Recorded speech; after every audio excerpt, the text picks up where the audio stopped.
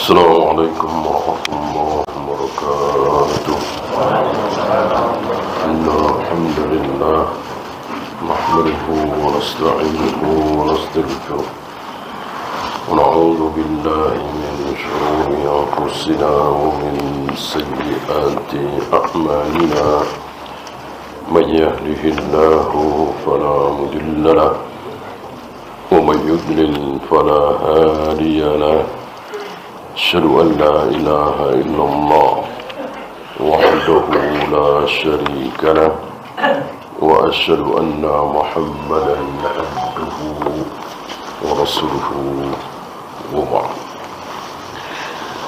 Terakhir tentang manusia akan dikumpulkan dalam keadaan telanjang, tidak beralas kaki, dan dalam keadaan seperti baru lahir, maksudnya belum dikhitan. Inilah keadaan di yaumil mahsyar yang membuat Aisyah terperanjat sampai bertanya, "Ya Rasulullah, ar-rijalu wan nisa'u jami'an yanduru ba'duhum ila ba'din." Bagaimana wanita satu sama lain saling melihat auratnya?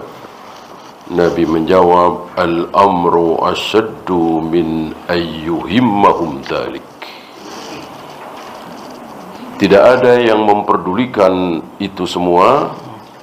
Bahkan orang tua tidak peduli dengan anaknya, suami tidak peduli dengan istrinya, kakak tidak peduli dengan adiknya, dan seterusnya. Saking besarnya Allah nampak di situ. Tidak seperti hari ini. Banyak dari kita tidak merasakan kebesaran Allah. Seorang Allah itu kecil, berbuat maksiat nggak diapa-apakan, bohong, nipu, membunuh, korupsi, ya sehat-sehat saja. Dah hari itu luar biasa. Ya, kita tinggalkan bab ini, bab khauf. Sekarang kebalikannya, bab roja. Dan dua hal ini harus ada pada diri seorang muslim. Kalau terlalu khauf tidak baik, terlalu roja juga tidak baik.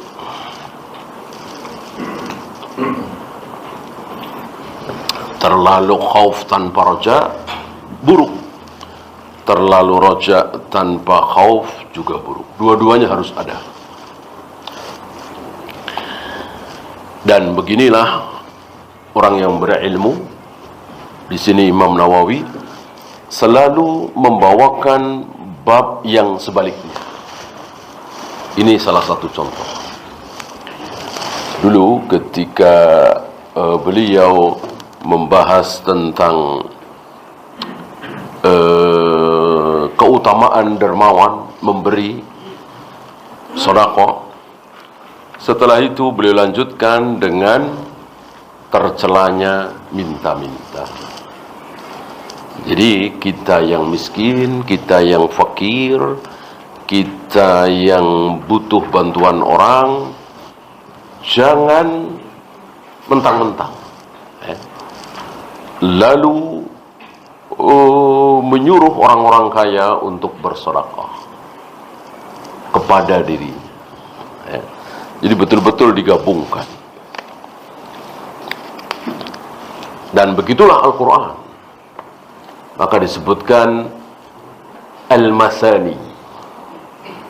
Salah satu sifat Al-Quran adalah Al-Masani. Apa? Berbicara tentang surga, selanjutnya berbicara tentang neraka.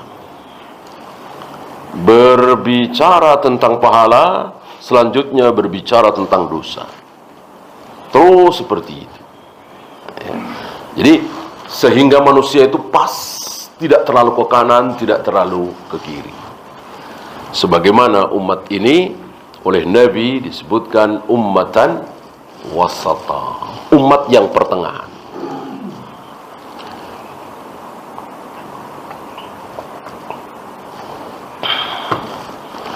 Tidak Yahudi, tidak Nasrani. Tidak Nasrani, tidak Yahudi.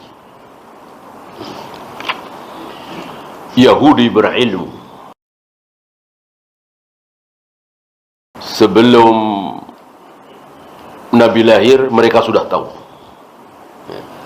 Mereka lebih tahu tentang diri Nabi SAW daripada para sahabat. Para sahabat tentu belakangan. Mereka sudah tahu duluan.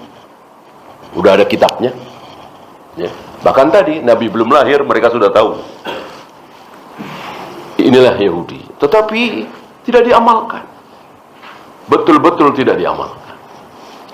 Sebaliknya Nasrani. Beramal, beramal, beramal. Tapi tanpa ilmu. Nah, kaum muslimin di tengah-tengahnya. Berilmu kemudian beramal. Berilmu kemudian beramal. Mencari ilmu untuk diamalkan. Mencari ilmu untuk diamalkan. Nah, lihat hari ini sebagian kaum muslimin menumpuk-numpuk ilmu. Sampai gelar profesor, doktor.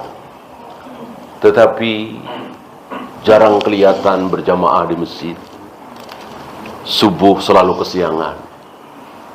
Dia biarkan anak istrinya membuka aurat. Dan seterusnya, dan seterusnya. Padahal profesor, doktor di bidang tafsir, di bidang hadis misalnya. Ini mengikuti kelakuan Yahudi. Sebaliknya. Rajin, ibadah, tidak tertinggal hampir seluruh salat sunat, puasa sunat. Tapi tidak berilmu sama sekali. Membedakan antara sunnah dengan bid'ah tidak tahu. Membedakan mana syirik, mana tauhid dia tidak tahu.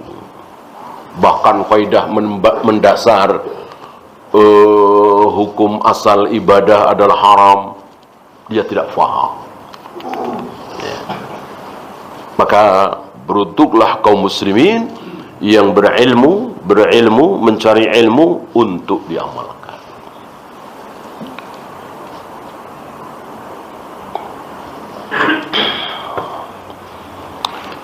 Beliau mengkiaskan setelah khauf kemudian roja, ini pensarah ya, saya salim ya. Itu at-takhliyatu qabla at-tahliyah. Jadi mengosongkan dulu, setelah itu diisi. Ya. Kalau dalam masalah manhaj, Syekh Albani mengistilahkan tasfiyah tarbiyah. Tasfiyah tarbiyah. 40 tahun terakhir kehidupan beliau gak jauh dari itu. Tasfiyah tarbiyah, tasfiyah tarbiyah, tasfiyah tarbiyah. Apa tasfiyah? Dibersihkan dulu. Jadi membersihkan kaum muslimin dari apa? Dari syirik, dari bid'ah, dari syubhat. Karena memang penuh sekali syubhat kaum muslimin hari ini, terutama di negeri kita. Dari sholat saja sudah ada berapa bid'ahnya, belum wudu, belum tayamum, belum puasa Ramadan, belum ini, belum itu, banyak sekali. Ratusan mungkin ribuan. Ini dikosongkan dulu. Jangan melakukan berbagai macam bid'ah. Setelah itu baru tarbiyah. Yang sunnah ini, yang sunnah ini. Ya. Bukan Allahumma barik lana fima razaqtana. Ya, kosongkan. Yang sunnah bismillah. Bukan Allahumma lakasumtu wa bika amantu, tapi zahabat dhama'u, dan begitu seterusnya.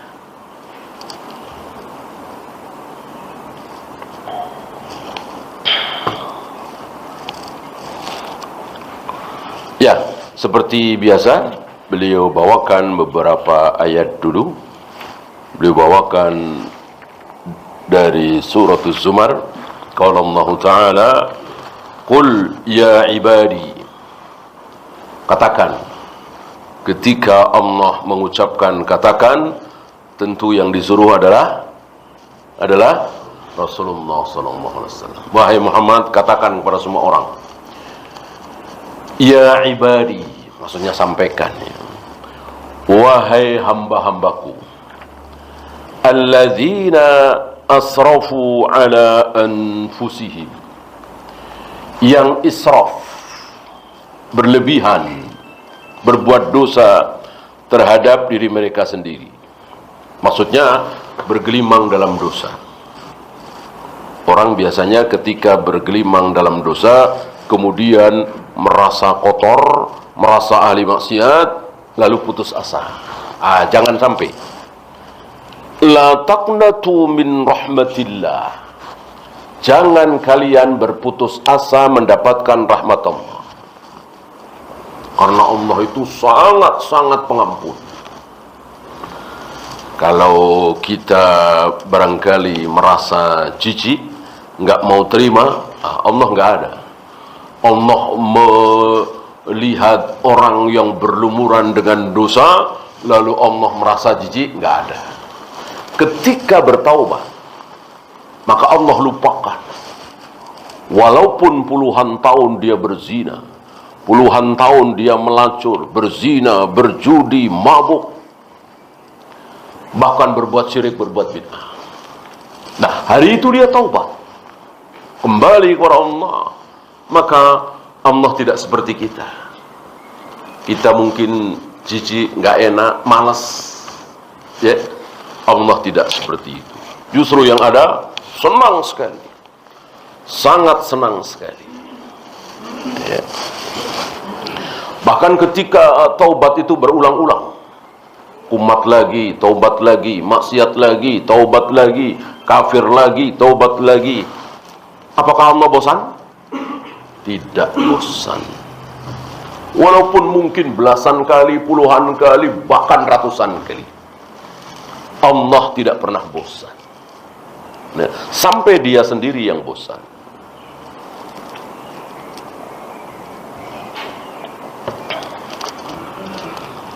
Innallaha yaghfirudz dzunuba jami'an.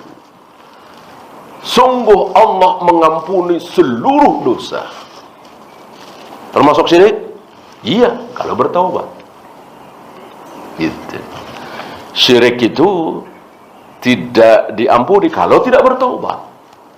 Kalau bertaubat tentu diampuni. Loh, kalau begitu sama dong. Zina juga diampuni kalau taubat. Mabuk juga diampuni kalau taubat. Siapa bilang?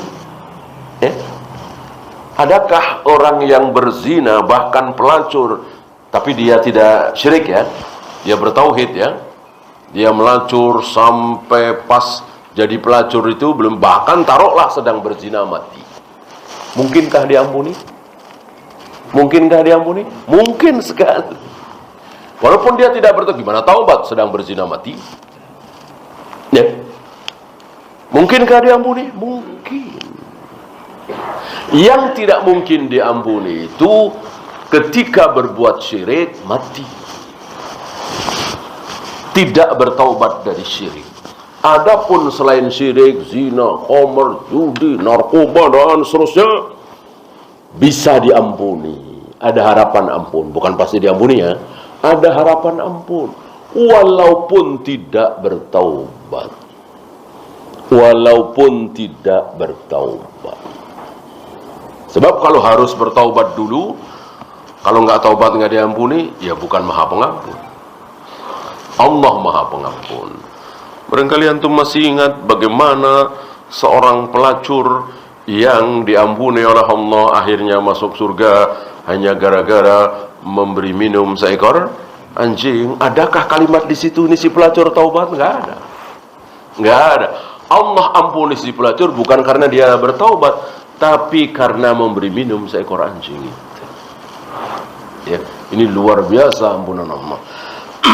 Oleh karena itu, jangan kita merendahkan dan memastikan mentang-mentang saudara kita ini mati dalam keadaan minum khamr, mati dalam ketika sedang berjudi, lalu kita memandang rendah dia, pasti masuk neraka. Tidak boleh.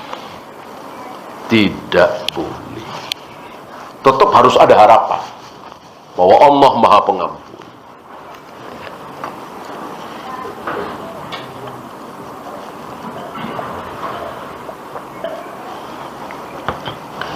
Dan Sekali lagi ini nasihat beliau ya.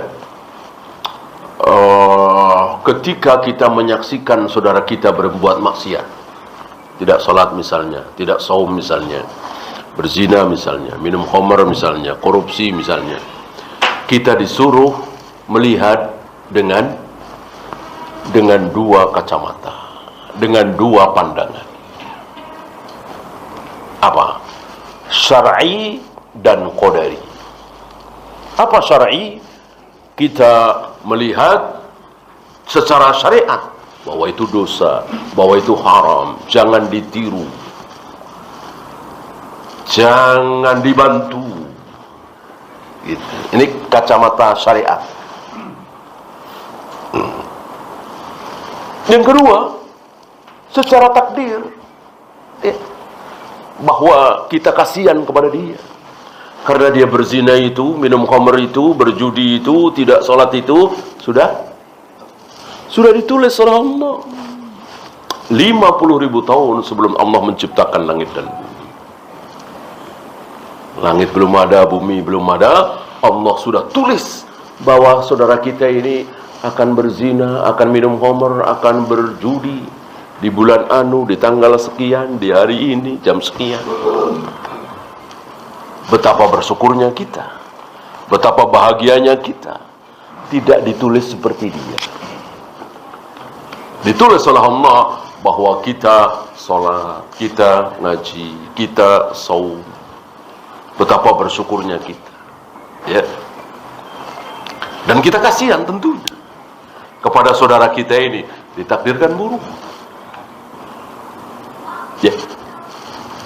Dengan demikian hilang kesombongan kita, kemarahan kita, kita merendahkan dia, ya. Yang ada kita kasihan. Gitu. Kita kan suka emosi itu ya. Ketika melihat saudara kita berbuat maksiat, korupsi, ini itu. Sebetulnya lebih tepatnya kita kasihan. Bahwa dia telah ditakdirkan oleh Allah untuk berbuat maksiat.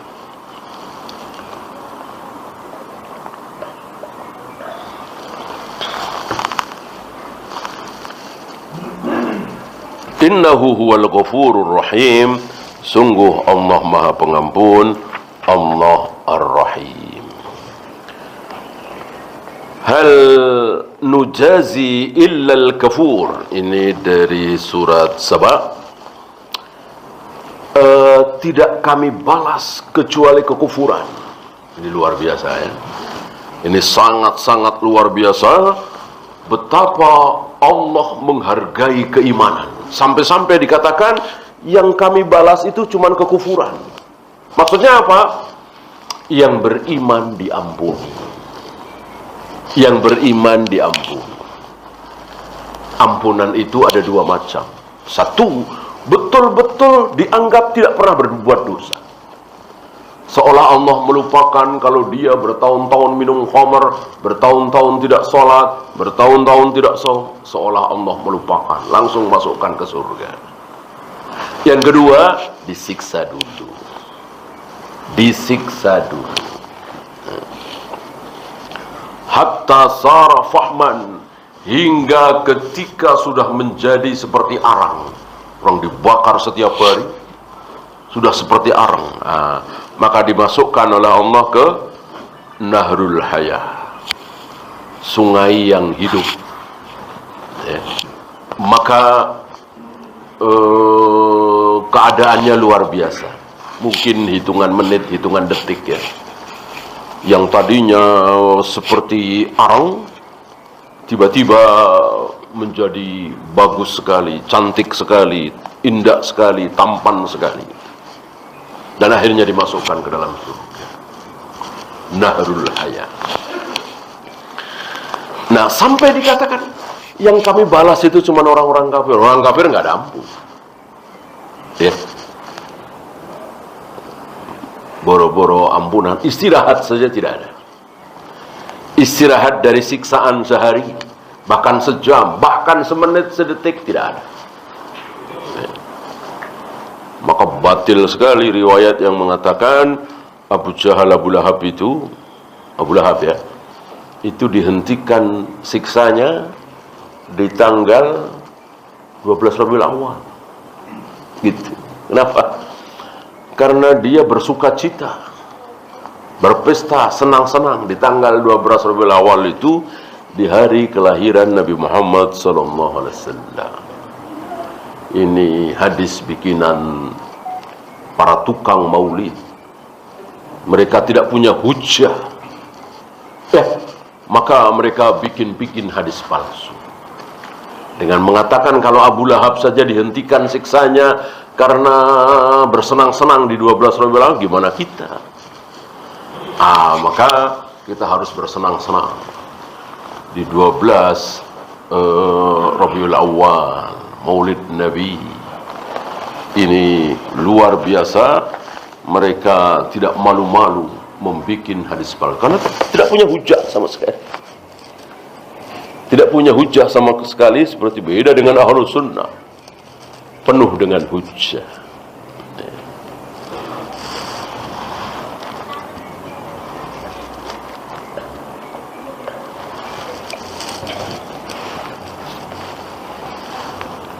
Kemudian inna qad uhiya ilaina, ini surat Tuha ya. Qala Allah Ta'ala inna qad uhiya ilaina, sungguh telah diwahyukan kepada kami, annal azaba ala man kazzaba wa tawalla, bahwa azab itu untuk orang yang mendustakan dan berpaling. Orang yang mendustakan dan berpaling itu terkena azab. Bagaimana mendustakan? Tidak percaya. Nggak percaya saya kalau bulan pernah dibelah. Dia memakai ra'yu logika. Bulan kan cuma satu di jagat raya alam semesta. Seandainya betul bahwa bulan pernah terbelah, tentu akan disaksikan oleh jutaan manusia waktu itu. Tentu akan ada dalam sejarah. Misalnya yang di Eropa atau yang di mana ya, yang kuno di Mesir misalnya, atau di mana, kan negeri-negeri sudah banyak waktu itu, dan akan dicatat di negeri masing-masing bahwa di tanggal anu, di bulan anu, di tahun sekian terjadi keajaiban luar biasa, bulan terbelah misalnya. Ini nggak ada, adanya cuma di Bukhari, Muslim, satu sumber ya. Lalu mereka tidak percaya. Ini luar biasa. Ini kekufuran yang luar biasa, mendustakan. Justru ini terbalik. Sejarah yang sangat-sangat bertanggung jawab itu hanya sejarah Islam. Ada sanadnya. Dari mulai Nabi menyatakan dirinya sebagai Nabi, sebagai Rasul, bahkan sebelumnya ya, itu tercatat dan ada sanadnya. Dan sanad itu berhenti di Bukhari, Muslim, Abu Daud, Nasai, Tirmidzi, Ibnu Majah, Imam Ahmad. Kan nggak diteruskan, ya kan? Artinya perawi terakhir, gitu. Artinya tercatat oleh Bukhari dan selesai gitu. Seandainya tercatat oleh Abu Hurairah dan selesai jadi satu kitab, ya udah, ini lebih bagus ya kan? Sanadnya kan jadi Ali. Abu Hurairah dari Nabi, ya tentu dari Allah ke Jibril, Jibril ke Rasulullah, Rasulullah ke Abu Hurairah, oleh Abu Hurairah ditulis dengan lengkap, bagus, dan catatan itu sampai sekarang, tentu bagus sekali. Kan belum dicatat, masih lisan. Ada pencatatan, tapi kan hilang. Ya, Ali nyatet, ada. Zaid bin Sabit nyatet, ada. Abdullah bin Amr bin As, ini yang paling banyak. Tapi kan hilang. Entah kemana itu. Ya. Karena yang masyhur adalah lisan. Abu Hurairah disampaikan kepada murid-muridnya. Ibnu Ibnu Abbas disampaikan kepada murid-muridnya. Begitu juga Ibnu Mas'ud disampaikan kepada murid-muridnya, para tabi'in.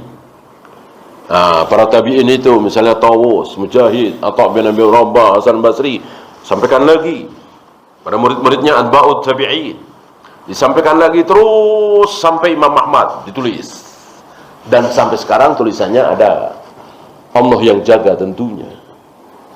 Kemudian Bukhari ditulis, dan tulisan itu sampai hari ini masih ada. Allah yang jaga insyaallah. Muslim, Nasai, Tirmidzi, dan semuanya bisa dicek sahih apa tidak, karena betul-betul pakai sanad dari A, dari si B, dari si C, dari si D, dari Abu Hurairah, dari Rasulullah. Dan nama-nama itu nggak sembarangan. Nama-nama itu walaupun ribuan tercatat, si A begini-begini, si B begini-begini, si C hafalannya kurang kuat, si D ini matruk, ditinggalkan hadisnya. Ini sangat-sangat luar biasa. Dan tidak ada yang punya ilmu seperti ini kecuali Islam. Lihat para ahli sejarah, nggak pakai begitu, ngarang. Ya.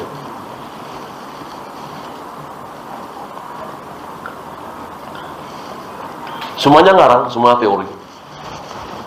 Bahkan sejarah yang tidak lama, 300 tahun yang lalu, 200 tahun yang lalu. Sejarah apa misalnya revolusi Prancis misalnya, Napoleon Bonaparte misalnya, kan nggak ada sanad, nggak ada sanad. Ya. Kalau mau dibohongi bisa. Adapun hadis-hadis Nabi ini nggak bisa, pasti ketahuan. Ya, pasti ketahuan.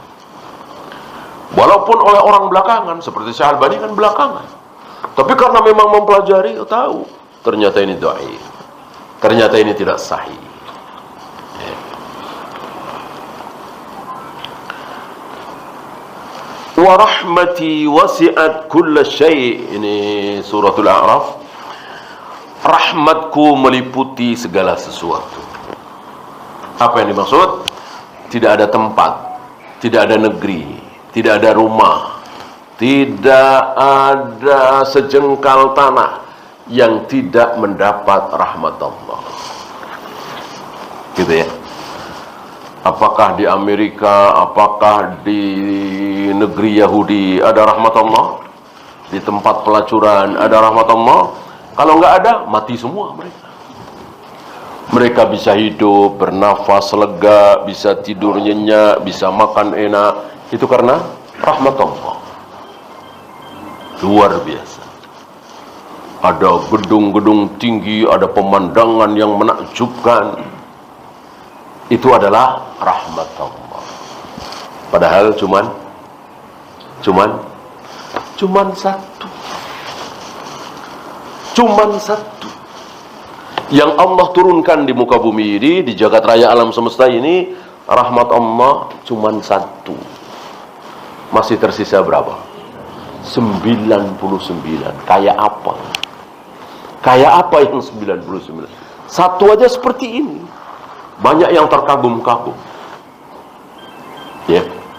Sampai kadang anak tega membunuh orang tuanya, suami tega membunuh istrinya, adik tega membunuh kakaknya.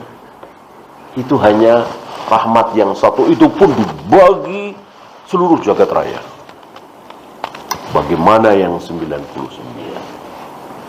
Dan yang 99 itu apakah dirasakan oleh seluruh manusia? Tidak. Dirasakan oleh manusia yang jumlahnya 1/1000. Di antara 1000 manusia, berapa yang masuk neraka? 999. Berarti cuma satu yang masuk surga, yang dapat rahmat. 99.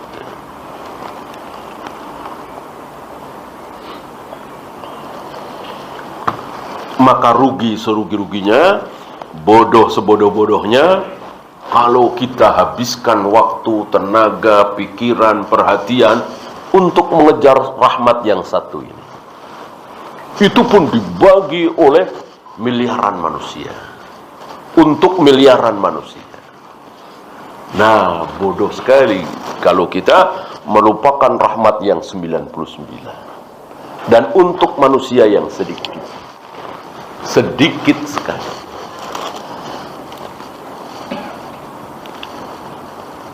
Rabbana wasi'ta kulla syai'in rahmatan wa ilma. Ini ditambah satu lagi. Selain rahmat, ilmu. Ya. Rabb kami Allah meliputi segala sesuatu. Apanya? Rahmatnya dan ilmunya. Tidak ada tempat yang tidak diketahui oleh Allah. Walaupun di dalam bumi, di dalam batu. Begitu pula rahmat. Ya, itu ayat-ayatnya. Sekarang hadisnya, hadis pertama atau hadis 412. Kalau dari awal. Wa an Ubadah ibn Samit radhiyallahu anhu qala Rasulullah sallallahu alaihi wasallam, man syahida an la ilaha illallah, barang siapa yang bersaksi, yakin dan mengucapkan. Karena ada yang yakin tapi tidak mengucapkan. Dia yakin betul bahwa Allah itu Tuhan yang berhak disembah, Muhammad adalah berada dalam kebenaran, dia yakin tapi tidak mengucapkan, diem aja, disimpan dalam hati. Siapa? Abu Jahal, Abu Lahab. Antum kira Abu Jahal, Abu Lahab hatinya sama dengan mulutnya? Enggak, itu mulutnya doang. Hatinya tidak bisa mengingkari. Ya. Cuman ya itu tadi, gengsi, malu. Ya sama dengan Yahudi. Yahudi itu tahu persis bahwa Muhammad SAW berada dalam kebenaran. Tapi yaitu bagian bainahum, iri. Karena mereka mengira Nabi terakhir ini Bani Israel juga. Enggak taunya Bani Ismail. Kan ribuan tahun, ribuan Nabi, semuanya Bani Israel. Tiba-tiba ini bukan Bani Israel. Enggak mau mereka. Adapun membohongi hatinya, mereka tidak sanggup. Dan memang hati enggak bisa bohong. Hati selalu jujur. Ya. Nah, maka di mana mereka? Neraka. Ya sama dengan Fir'aun. Fir'aun yakin Allah membongkar isi hati Fir'aun. Wajahadu biha wastaiqonatha anfusuhum. Fir'aun dan bala tentaranya itu membantah dengan mulutnya. Adapun hatinya istiqonat, yakin kalau Musa berada dalam kebenaran, enggak bisa dibantah. Mujizat seperti itu gimana mau bantah? Gimana dikatakan Musa tukang sihir? Sihir itu kan cuma membohongi mata. Ini bukan membohongi mata, betul-betul dimakan itu. Tambang-tambang tukang sihir yang seolah seperti ular-ular kecil, betul-betul dimakan oleh ular besar yang dari tongkatnya Nabi Musa alaihi salatu wassalam. Ini gimana mau bilang ini sihir? Ya. Cuman mulutnya berbohong. Musa gila, Musa tukang sihir, ya senasib dengan Rasulullah dan nabi-nabi yang lain. Dikatakan gila, tukang sihir, majnun, kemasukan jin.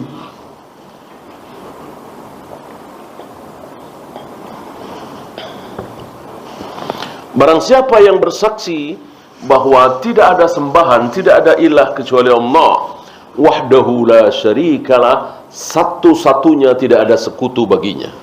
Ini satu ya. Yang kedua, wa anna Muhammadan abduhu wa rasuluh. Bersaksi pula dan menyatakan bahwa Muhammad SAW adalah hamba dan utusannya. Yang paling rendah, yang paling tinggi. Apa yang paling rendah? Budak hamba kan? Budak hamba kan rendah sekali. Rasul yang paling tinggi. Ya. Dan ini selalu dipilih oleh Nabi SAW. Beliau senang sekali rendah serendah-rendahnya di hadapan Allah. maka beliau menjadi tinggi dan paling tinggi di hadapan seluruh makhluk. Adapun di hadapan Allah, beliau rendah serendah-rendahnya. Dan begitulah orang-orang saleh, di mata Allah itu rendah serendah-rendahnya, kecil sekecil-kecilnya. Istilah kasarnya, gila segila-gilanya. Ya, saking rendahnya jadi gila. Ya gimana nggak gila? Disuruh nyembelih anak, mau. Kan gila tuh. Mau sembelih.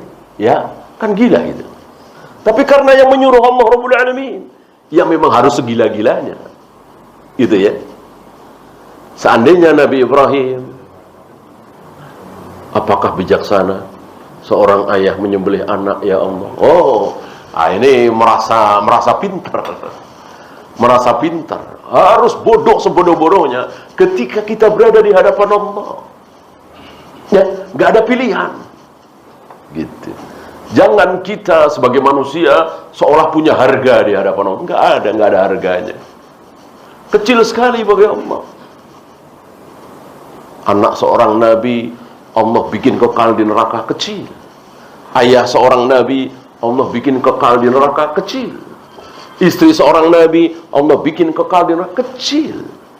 Semuanya kecil bagi Allah. Ya. Maka jangan pernah kita merasa ada harganya di hadapan Allah. Saya sudah sholat, saya sudah saum, saya dermawan, saya begini. Jangan pernah.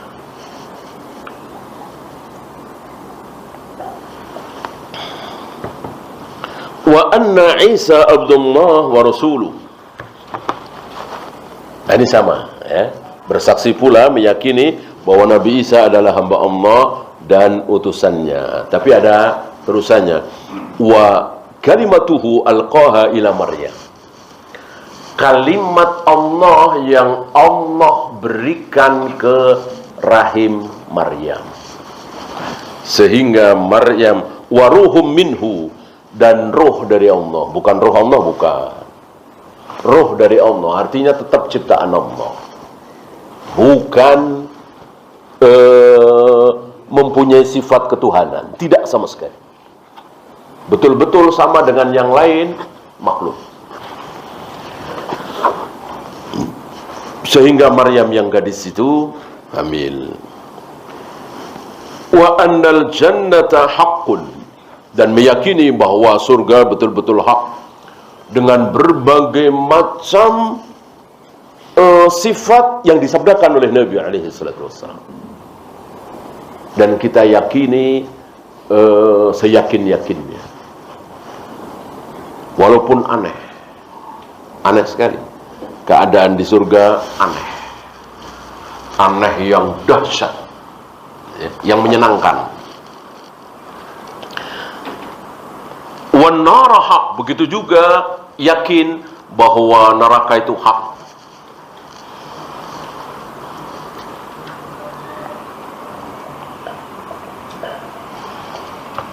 Dan keadaannya juga luar biasa, sangat luar biasa. Bagaimana ada tinatul khabar, bagaimana ada buah zakum, ya. Nah, ketika ini semua ada pada diri kita, dan sekali lagi ini contoh ya. Apakah termasuk meyakini tentang Nabi Musa kalamullah? Iya, masuk di sini. Ini Nabi Muhammad, Nabi Isa, sekedar contoh.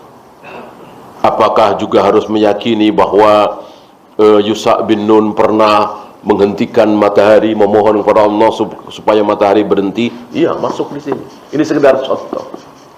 Ya. Ala sabili tamthil, kata Syalbani. Bukan ala sabili tahdid. Jadi dikira cuman meyakini bahwa Allah lah satu-satunya yang berhak disembah, Nabi Muhammad, Nabi Isa Rasulullah. Nih, Musa nggak disebut, Yusa bin Nun nggak disebut, Adam nggak disebut, ya. Nah, berarti tidak paham. Ini sekedar contoh. Nah, ketika ini semua kita yakini, adkhalahumul jannah, Allah pasti masukkan dia ke dalam surga. Adkhalahumul jannah, Allah masukkan dia ke dalam surga. Ada embel-embelnya apa? Ada terusannya apa? Ala ma kana minal amal, berdasarkan amal dia. Maksudnya apa? Karena dia beramal lalu masuk surga? Tidak. Tidak. Karena dia sholat, puasa, zakat, haji lalu masuk surga? Tidak. Kan Nabi sudah jelaskan. Kalian semua masuk surga bukan karena amal, tapi karena rahmat Allah. Termasuk engkau ya Rasul? Iya, termasuk aku. Nah, lalu apa maksud ala ma kana minal amal? Berdasarkan amal masuk di surga yang mana tergantung amal dia seperti apa.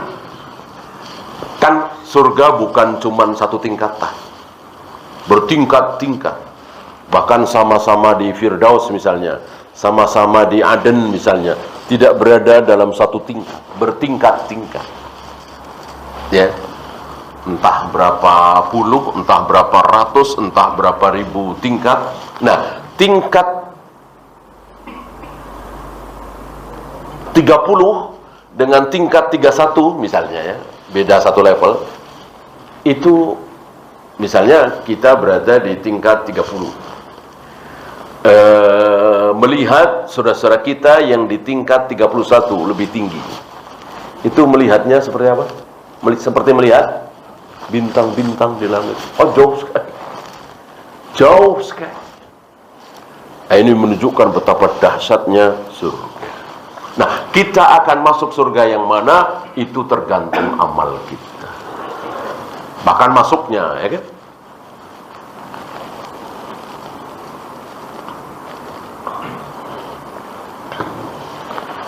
Ini ada pintu Royan misalnya. Dia jarang puasa sunat atau nggak pernah puasa sunat. Mau masuk lewat situ ya nggak boleh. Ini khusus ahlu saum. Ya.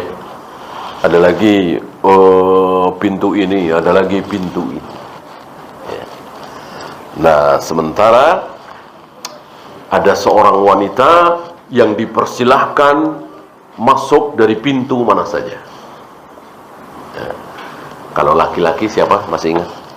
Kan ketika Nabi bersabda seperti itu, Abu Bakar nanya, "Ya Rasul, adakah yang dipersilahkan masuk dari pintu mana saja?" Nabi menjawab, "Arju an takuna minhum." Aku berharap engkaulah orangnya. Engkau termasuk orang-orang yang akan dipersilahkan oleh Allah masuk surga dari pintu mana saja. Abu Bakar, manusia termulia di muka bumi ini setelah para nabi. Ya.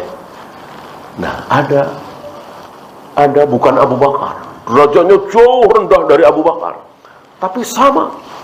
Dipersilahkan masuk dari pintu mana saja. Siapa? Masih ingat? Iya. Seorang wanita. Seorang wanita yang melakukan 4 hal. Bukan 5, bukan 6, bukan 7. 4. Ayyuma mra'atin sholat khamsaha. Sholat 5 waktu. Sholat 5 waktu. Duha nggak pernah, tahajud nggak pernah, qobliyah ba'diyah nggak pernah. Cuman sholat 5 waktu. Kemudian wasomat syahraha, puasa Ramadan. Senin Kamis nggak pernah, 6 hari di bulan Syawal nggak pernah, Asyura nggak pernah, Tasu'ah apalagi. Ya. Wanita tapi ya. Yang ketiga, wa hafizat farjaha, menjaga farjinya, menutup auratnya, menjaga kehormatannya. Yang terakhir, ini yang sulit nih. Wa ata'at zaujaha, taat kepada suaminya. Yang 3 ini hamba insya Allah banyak. Ya, taat kepada suaminya ini dibikin lupa oleh iblis. Ya, rajin ngaji, rajin sholat, rajin. Disuruh suami malas-malasan. Ya, suruh begini, malas-malasan. Kadang dia lebih dominan, lebih menguasai. Ini wanita tertipu oleh iblis. Ya, ngaji ke sana, ngaji kemari. Suaminya dibiarkan bikin kopi sendiri di rumah. Bahkan ada yang ngepel sendiri, ya kan? Ini luar biasa, nggak jadi dia. Dipersilahkan masuk surga dari pintu mana saja, nggak jadi, kurang satu. Kan syaratnya 4. Ya, nah, luar biasa setan menggoda kita. Nah, sebelum bersoal jawab, ada beberapa fawaid, saya pilihkan beberapa saja. Ini sahih ya, muttafaqun alaih.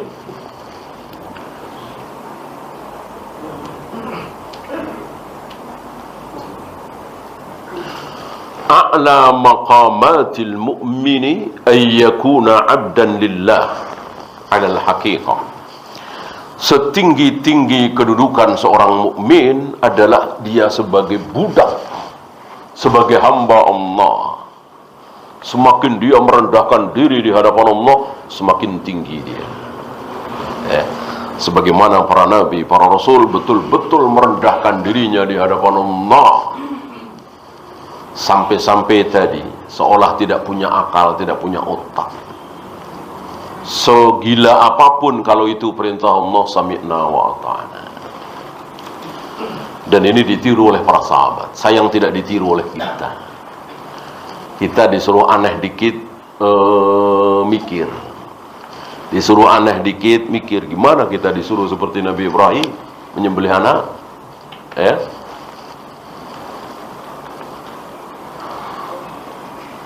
Man mata 'alal imani la tukhrijuhul kabairu an aslil iman. Barang siapa yang mati dalam keadaan iman, maka dosa-dosa besar yang dia lakukan tidak bisa mengeluarkan dia dari iman.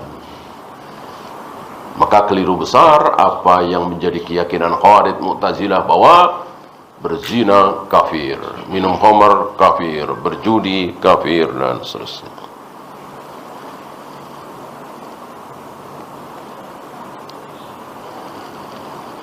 Ya, itu saja. Ada pertanyaan, silakan.